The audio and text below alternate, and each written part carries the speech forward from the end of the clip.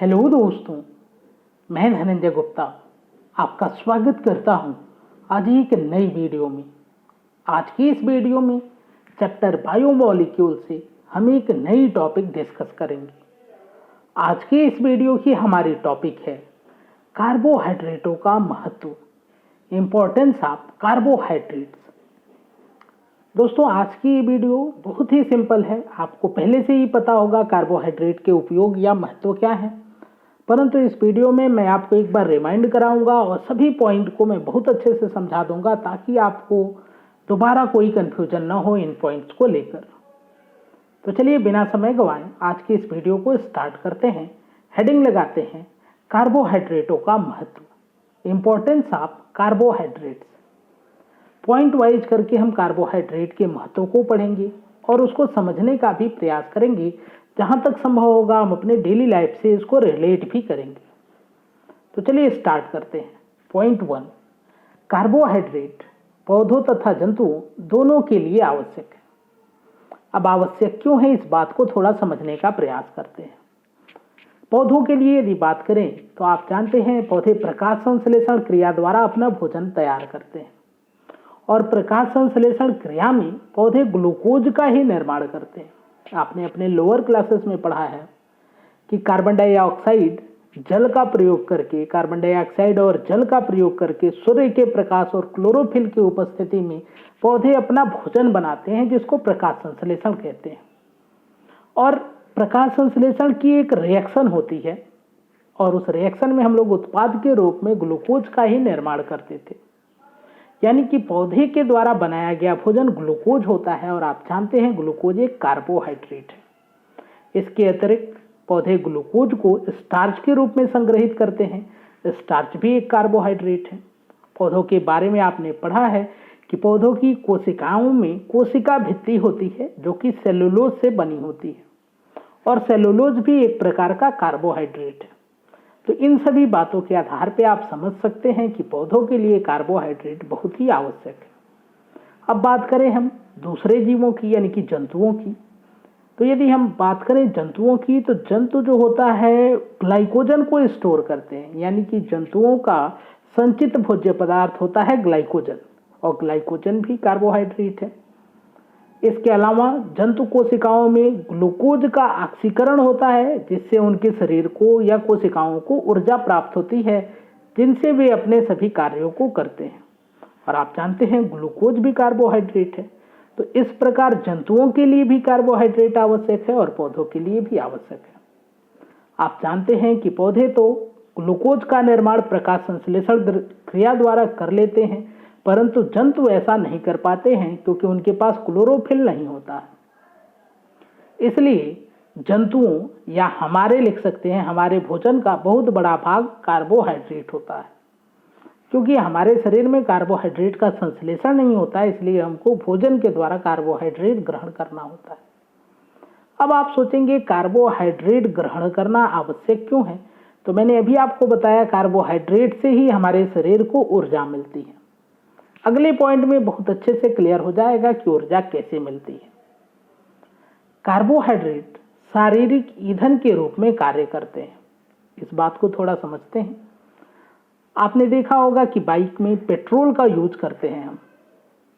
Petrol का दहन होता है, उसका कंबस्टन होता है बाइक के इंजन में, जिससे ऊर्जा मिलती है और उस ऊर्जा से ही बाइक रन करती है। इसी प्रकार हमारे शरीर में भी ग्लूकोज का दहन होता है जिससे हमारे शरीर को ऊर्जा मिलती है और हमारा शरीर कार्य करता है। अब कैसे ग्लूकोज का दहन होता है, इस बात को थोड़ा उदाहरण से क्लियर करते हैं। श्वसन क्रिया के समय ग्लूकोज का मंद ऑक्सीकरण जीवधारियों को ऊर्जा प्रदान करता है। तो श्वसन क्रिया में हम लोग ऑक्सीजन ग्रहण करते हैं। यह ऑक्सीजन हमारे शरीर में उपस्थित ग्लूकोज से अभिक्रिया करता है और इस अभिक्रिया को हम दहन या फिर ऑक्सीकरण भी कह सकते हैं। तो यहाँ पर कार्बन डाइऑक्साइड, जल, इन दोनों का निर्माण होता है और साथ में यहाँ पर ऊर्जा उत्पन्न होती है और इसी ऊर्जा से हम अपने कार्यों को करते हैं। यहाँ पर जो ऊर्जा उत्पन्न हो रही है यह ग्लूकोज के ऑक्सीकरण से हो रही है, जो कि यहाँ पर कई चरणों में होता है, इसलिए इसको मंद ऑक्सीकरण कहते हैं।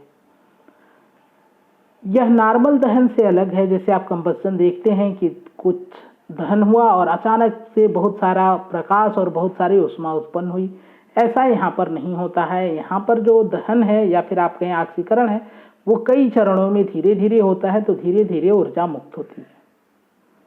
उम्मीद है कि ये दोनों पॉइंट आपको क्लियर हो गए हैं। कार्बोहाइड्रेट वनस्पतियों में स्टार्च के रूप में एवं जंतुओं में ग्लाइकोजन के रूप में संचित होते हैं। ये मैंने बता दिया आपको पहले ही, जो आवश्यकता पड़ने पर ग्लूकोज में परिवर्तित होकर ऊर्जा प्रदान करते हैं। तो आप पहले भी पढ़ चुके हैं, पौधे स्टार्च को स्टोर करते हैं और जंतु ग्लाइकोजन को स्टोर करते हैं। अब क्वेश्चन है कि स्टोर करके फायदा क्या है।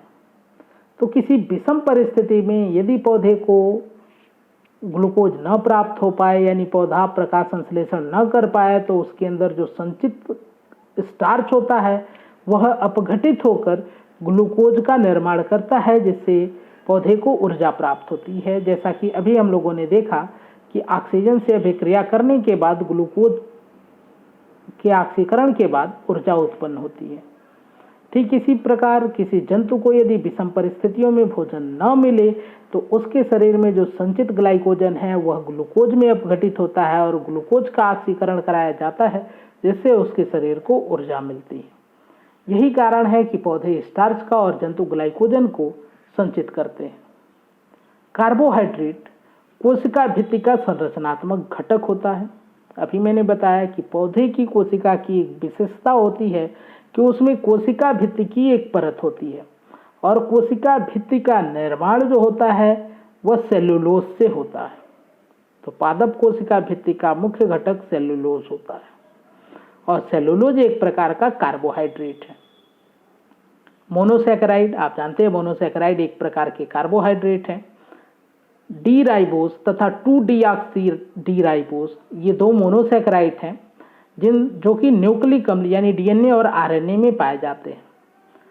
डी राइबोस आरएनए में पाया जाता है और 2-डीऑक्सी डी राइबोस डीएनए में पाया जाने वाला मोनोसैकेराइड है। अगले पार्ट में जब हम न्यूक्लिक एसिड पढ़ेंगे तो ये बातें और भी अच्छे से क्लियर हो जाएंगी। आप जानते हैं कि न्यूक्लिक अम्ल, डीएनए और आरएनए जीवों के लिए बहुत ही आवश्यक पदार्थ हैं, और इनके भी निर्माण में कार्बोहाइड्रेट का योगदान है। इसलिए कार्बोहाइड्रेट बहुत ही उपयोगी कार्बनिक पदार्थ है। मोनोसैकेराइड, जिसका नाम राइबोस होता है, यह एटीपी का घटक होता है। एटीपी का फुल फॉर्म होता है एडिनोसिन ट्राइफॉस्फेट, और एडिनोसिन ट्राइफॉस्फेट एनर्जी करेंसी के रूप में जाना जाता है। हमारे शरीर में जो ऊर्जा होती है वो एटीपी अणु के रूप में ही उपस्थित होती है, इसलिए एटीपी अणु को हम एनर्जी करेंसी कहते हैं। तो एटीपी का भी एक घटक कार्बोहाइड्रेट है। इस प्रकार आप समझ सकते हैं कि कार्बोहाइड्रेट जीवों के लिए बहुत ही आवश्यक है। इसके अलावा विभिन्न उद्योगों जैसे में कार्बोहाइड्रेट कच्चे माल के रूप में प्रयोग किया जाता है। जैसे टेक्सटाइल यानी कि कपड़े उद्योग में जो सूती कपड़े आते हैं वो सेलुलोज से बने होते हैं, जो कि एक प्रकार का कार्बोहाइड्रेट है। कागज भी सेलुलोज से बना होता है। अल्कोहल आप जानते हैं ग्लूकोज के फर्मेंटेशन यानी किण्वन द्वारा प्राप्त किया जाता है।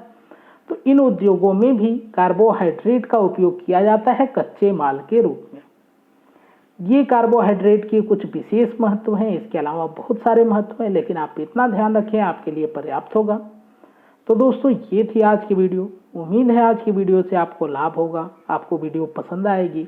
यदि वीडियो पसंद आए, आपको लाभ हो इससे, तो वीडियो को लाइक करें, हमारे इस वीडियो को अपने दोस्तों के साथ शेयर करें, इस चैनल को सब्सक्राइब करके बेल आइकन प्रेस कर लें। वीडियो से संबंधित अपने विचार को कमेंट बॉक्स में लिखें। आज की ये वीडियो देखने के लिए, हमारे इस चैनल से जुड़ने के लिए आपका धन्यवाद।